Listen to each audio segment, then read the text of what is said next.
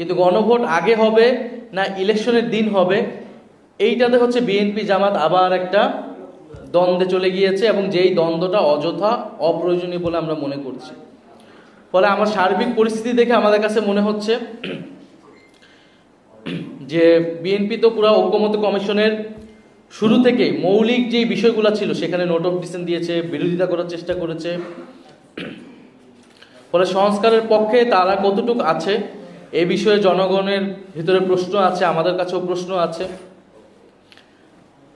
আবার অন্যদিকে জামাতের কার্যক্রমে মনে হচ্ছে যে তারা নির্বাচনকে পেছানোর কোনো অভিসন্ধি তাদের আছে কিনা, দুরভিসন্ধি আছে কিনা। ফলে একদল সংস্কারকে ভেস্তে দিচ্ছে, আরেক দল নির্বাচনকে পেছানোর চেষ্টা করছে। সার্বিক পরিস্থিতিতে আমাদের মূল্যায়ন এটাই।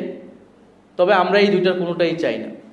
আমরা চাই যথাসময় নির্বাচন হবে ফেব্রুয়ারিতে, এবং জুলাই সনদেরও আইনি ভিত্তি পাবে এবং বাস্তবায়ন হবে।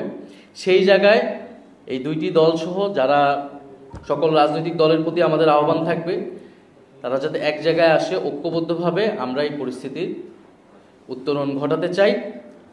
এবং জুলাই সনদে যদি নোট অফ ডিসেন্ট থাকে, সবগুলো দলের নোট অফ ডিসেন্ট রয়েছে, আমাদেরও দুই একটা ইস্যুতে নোট অফ ডিসেন্ট আছে, তাহলে আসলে কোনো জিনিসই তো আসলে বাস্তবায়ন হবে না।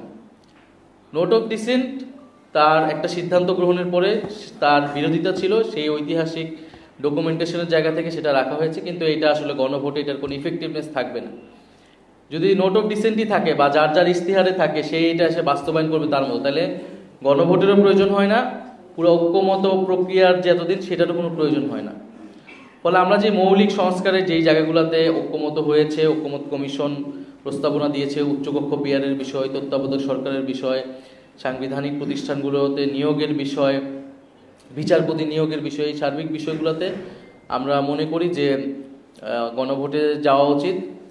এবং সরকার এই গণভোটটা কিভাবে কি প্রশ্ন সেখানে রাখবে সেটা হয়তো সরকার বিবেচনা করতেছে। তবে আমাদের কাছে ঐক্যমত কমিশনের প্রস্তাব 1 যেটা, সেটা আমরা সমর্থন করে আসছি।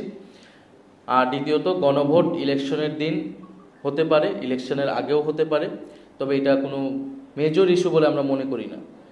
বরং এই ইস্যুতে আসলে বিরোধিতা বা তর্কের জায়গা না, বরং এটা সরকারের উপর ছেড়ে দেওয়া উচিত, নির্বাচন কমিশনের উপর ছেড়ে দেওয়া উচিত, তাদের ক্যাপাসিটি কতটুকু আছে আইন শৃঙ্খলা থেকে শুরু করে।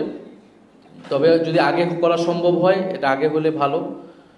তবে যদি সরকার একেবারেই সেই সক্ষমতা না থাকে, অপারগতা থাকে, সেটা হয়তো সবাই আমরা বিবেচনা করতে পারি। তবে জুলাই সনদ অবশ্যই এবং অবশ্যই ডক্টর মোহাম্মদ ইউনূসকে জারি করতে হবে। জুলাই সনদ যদি প্রেসিডেন্ট, তথাকথিত প্রেসিডেন্ট যিনি আছেন তার থেকে জারি হয়, প্রেসিডেন্ট অফিস থেকে জারি হয়, তাহলে এই জুলাই সনদের কোনো আইনি এবং রাজনৈতিক ভিত্তি তৈরি হবে না।